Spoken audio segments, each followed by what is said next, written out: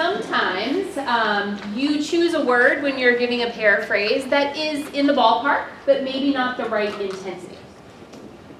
So there was some research done, and the research was done across many cultures and different cultures. And what was found across all of these cultures by doing research on emotions is that there are similar emotions kind of across the board, no matter what culture. So on page 104, you have two things there. Across the top, you have your categories of feeling. So through this research, it was found that even people who aren't exposed to social media, to TV, that are living in like a tribal culture would recognize still through expressions, through intonation, through some of the things that you just experienced in your trios, that there are these 7 categories of recognizable feelings and emotions that people have. And then if you look down the side, those are the levels, the intensity of the feelings.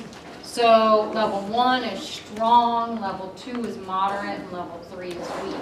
So what might happen is if you are to give an emotion, you may say to someone the right category, but the wrong level of emotion. So they may not sign off on it.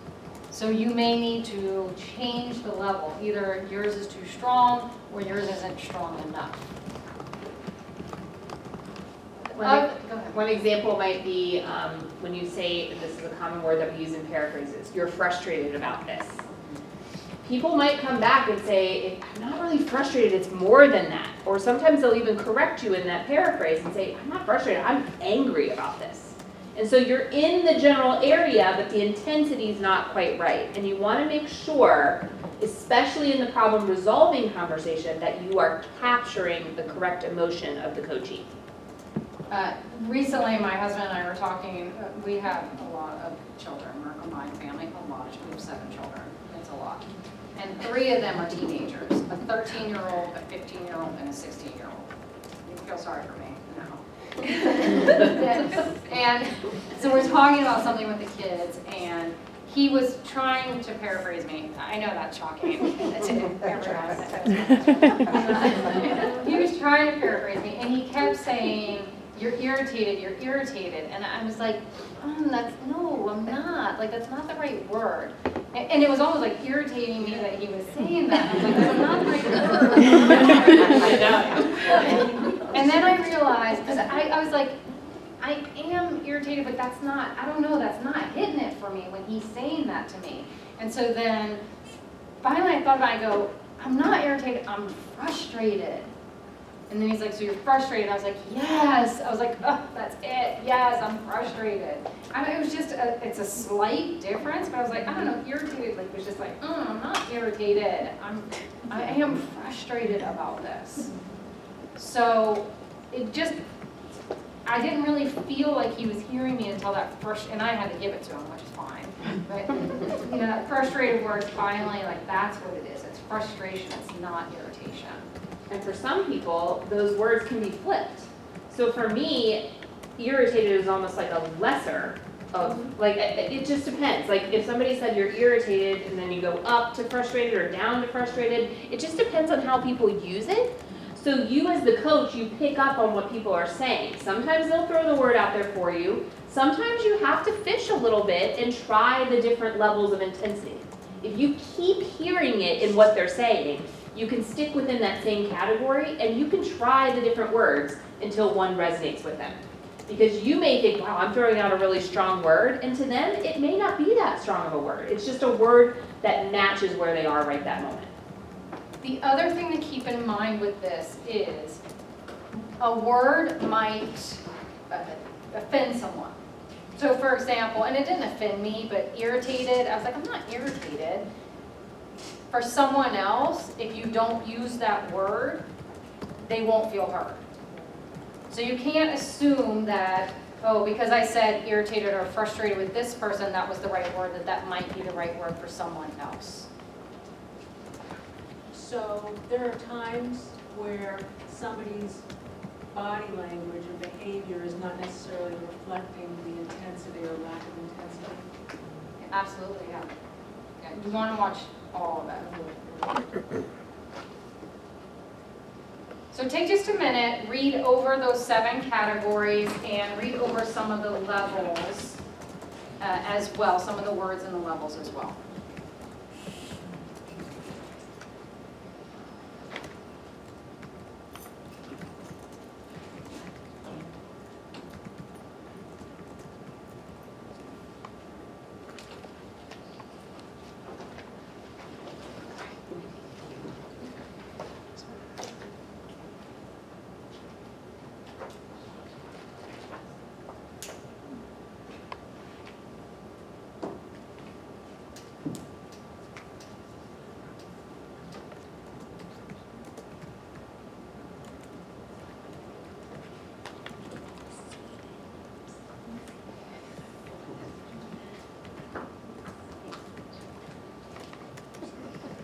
So we're going to come back to that in just a minute. I'm just going to go a little bit deeper into this emotion piece first. So you look at the picture. How is he feeling? And how can you tell? Let's start with that first one. How is he feeling?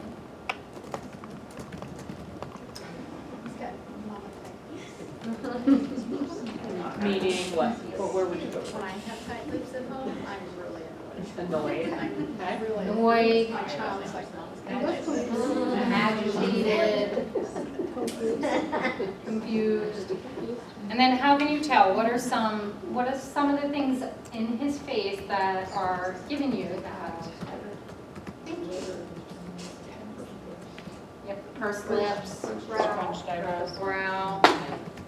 Tense, is that tense? Yeah, you can see like on his chin, like everything is just kind of tense, darky eyes. So this is one of the things we talk about with Beamers, that you want to make sure you are paying attention, because someone could say, have you guys seen that, men in particular, it's so funny. Have you guys seen that thing? It's like when a woman says fine, she does not actually mean fine. It could mean this huge list. Yeah, fine. Really what that's saying is watch the Beamers, because everything else is saying it's not fine. Or if they say whatever, like, no, it's not whatever. Because everything else is saying, no, do not pay attention to the verbals. Pay attention to the nonverbals. So you might recognize this. The person on the left is Dr. Paul Ekman, and he is the one who did the research, went to the tribal societies, over years looked at what are those recognizable feelings and emotions that are visual, that people can literally see on their face. So you looked at that last picture. He's done research of how this does transcend cultures. So people will make the same motions, like the pursing of the lips, or something with their eyebrows or their eyes. And this was portrayed in a show. I don't know if anybody watched the show. It's called Lie to Me. I love this show. I wish it was still on. And in the show, Tim Roth represents Dr. Ekman. And he works in criminology and studies people who are lying, essentially, lie to me. And he can tell by all these little nonverbals. So there's a whole science behind it, but it has to do with eye movements, little twitches in the face, all kinds of things.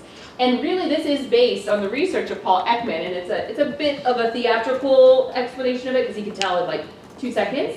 But there is a lot of science behind. We have these commonalities. We have these common things that we do when we're displaying an emotion. So as a coach, you don't have to know all the finite things and know every little detail like the show Lie to Me portrayed. However, you do need to know that if there's something going on there with the nonverbals that don't seem to match the verbals, you want to be aware of that in your paraphrase.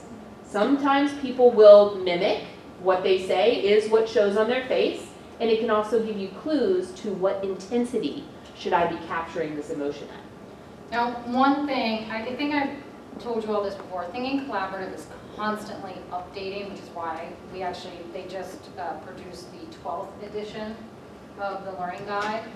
And one of the things that they are looking into is, are these 7 categories still these 7 categories? So they're thinking about making some changes. A big one that comes up here is, I think, embarrassment. How does that fall into these emotions? And there was another one. There's another one that always comes up. You guys might, in just a minute, when you're working with this chart, you might be able to come up with it. But there's another one that people always say, where would that fall on this chart? So I just have, this is kind of a general question, but the word disrespect, I think, is so well used in our realm of work, and especially when you're talking about students and parents, and I'm surprised it's on the weaker end of contempt, because that's something that I think is a word that is commonly used in the school setting, which is, why are you angry because I felt disrespected? Yeah. And that's, so I'm just curious as to why they see that as a weak feeling of, or weak emotion, sorry, of contempt versus, and I mean, I understand because I hate the scene of war, definitely stronger words, but I feel like that's a very important emotion that a lot of people say, I felt disrespected, and so this is why I'm feeling disrespected. It almost feels like being wrong at that category of like. And once again, if you don't capture that for some, especially students, they're not going to feel heard. So Right. even though it's that weaker one, it doesn't mean that it's a weaker emotion. It just means for someone that you have to use that word, that Yeah. that's where they need to be to feel heard. Gotcha. One of the things Ekman did is, the way he figured this out, is he went to other cultures that didn't have any social media or any newspapers or anything, and he showed a picture of a woman crying. And one of the women who looked at it said, oh, did her baby die? So even though they didn't use the word sadness, it was still that emotion of someone crying, something bad must have happened in order to make them sad. So on page 104, you'll notice there's some blank lines. And just like the example that Kirk gave, some of the words that we commonly use in our everyday talk might be captured on this page, and some might not be. So take just a minute with, you can do this with your table group, with a partner, with whomever.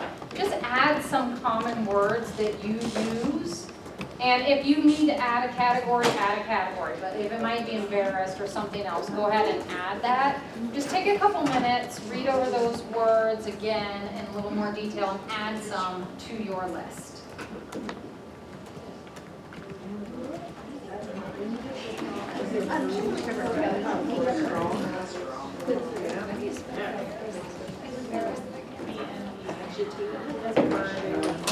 I wanted to use that to as a word. Right. That's, yeah.